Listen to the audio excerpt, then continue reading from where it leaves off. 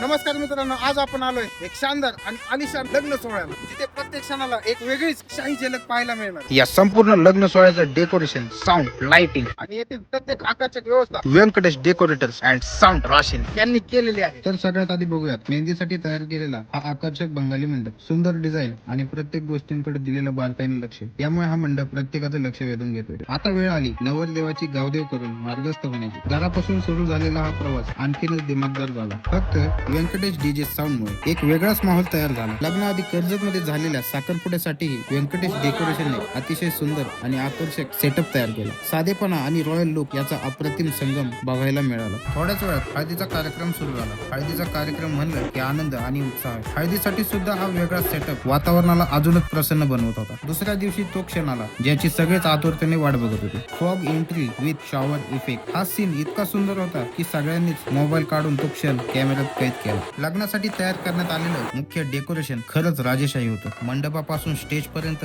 प्रत्येक गोष्ट अत्यंत बारकाईने आणि उत्कृष्ट पद्धतीने सजवण्यात आली होती. आणि शेवट आली धमाकेदार वरात. Special Venkatesh DJ sound.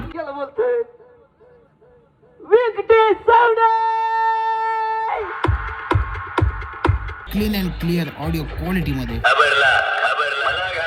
भली मोठी एलईडी स्क्रीन, झगमगणाऱ्या शार्प लाईट्स आणि संपूर्ण वातावरण उत्साहाने भरून गेले. प्रत्येक जण मनसोक्त नाचत होता.